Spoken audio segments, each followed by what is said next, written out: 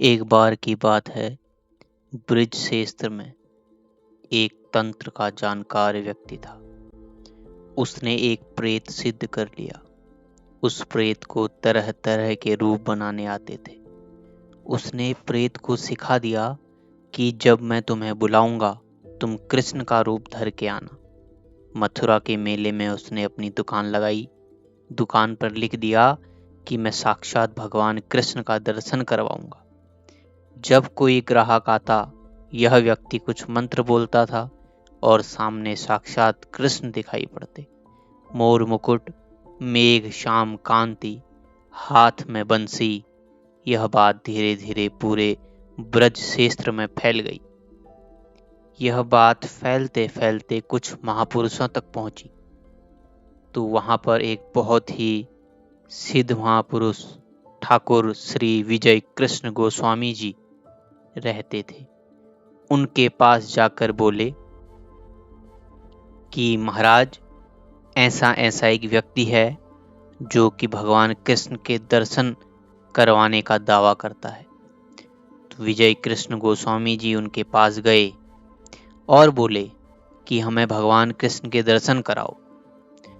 उसके मंत्र बोलते ही सामने श्री कृष्ण स्वरूप का दर्शन हुआ। परंतु श्री विजय कृष्ण गोस्वामी जी सोचने लगे कि भगवान के दर्शन होते ही रोम रोम खिल उठता है, आनंद की लहर दौड़ पड़ती है। यहाँ तो कोई आनंद हो ही नहीं रहा है। पैसा लेकर कोई भगवान को बुलावे और भगवान प्रकट हो जाएं, यह संभव नहीं। ये तो भगवान नहीं कोई और है। उन्होंने ऐसा सोचकर अपने हृदय में अपने गुरुदेव का स्मरण किया और उनके द्वारा दिए गए महामंत्र का उच्चारण तीव्र गति से करने लगे। हरे कृष्ण कृष्ण कृष्ण हरे हरे, हरे राम राम राम हरे हरे। इस मंत्र का जप करते ही उस प्रेत का असली स्वरूप प्रकट हो गया। उसने अपने मालिक से कहा, मेरा शरीर जल रहा है, मैं जल जाऊंगा। पता नहीं यह कौन सा मंत्र बोल रहा है। इस मंत्र से मेरी शक्ति क्षीण हो रही है। इसका मंत्र जब बंद करवाओ और इसको मेरे सामने से हटाओ। श्री विजय कृष्ण गोस्वामी ने उनसे कहा कि शपथ पूर्वक कहो कि हम पुनः किसी को ठगेंगे नहीं, तो ही मैं यहाँ से जाऊंगा और ब्रिज की सीमा से बाहर चले जाओ।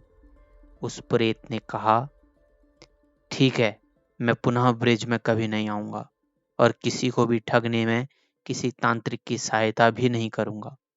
इसके बाद श्री विजय कृष्ण गोस्वामी वहां से चले गए। तो दोस्तों, इस कथा से हमें यह सीख मिलती है कि अनुभूतियों का जगत बहुत ही विचित्र है। ऐसा नहीं कि अगर आपको भगवान के स्वरूप के जैसे ही दर्शन हो रहे हैं तो आपको भगवान के ही दर्शन हो रहे। हो सकता है कोई सूक्ष्म जगत का दुष्ट आपको छल रहा हो, आपके साथ छल कर रहा हो। इसीलिए सदग्रंथों की मान्यता है। जिसने ग्रंथ पढ़े होंगे उसे पता होगा कि भगवान के दर्शन पाते ही क्या क्या घटनाएं होती हैं। सुगंधित, ऐसी सुगंधित जो सुगंधित आपने आज तक कभी सूंघी ही ना हो, ऐसी हवाएं बहने लगती हैं। पूरा शरीर पुलकायमान हो जाता है। आंख से अश्रु अपने आप बहने लगते हैं। वाणी अपनी वाक शक्ति खो देती है। आप कहना चाहोगे पर कह नहीं पाओगे। कुछ ऐसा विलक्षण सा आभास होता है। अगर वो नहीं हो रहा है तो समझ जाइए कि स्वरूप बेशक उसका ले लिया है, पर ये वो है नहीं जिसकी आपको तलाश है। फिर मिलते हैं किसी अन्य सद्गुरु, किसी अन्य दिव्य महापुरुष की ऐसी ही नई सत्य घटनाओं के साथ और ऐसे ही अद्भुत अनुभूतियों के साथ।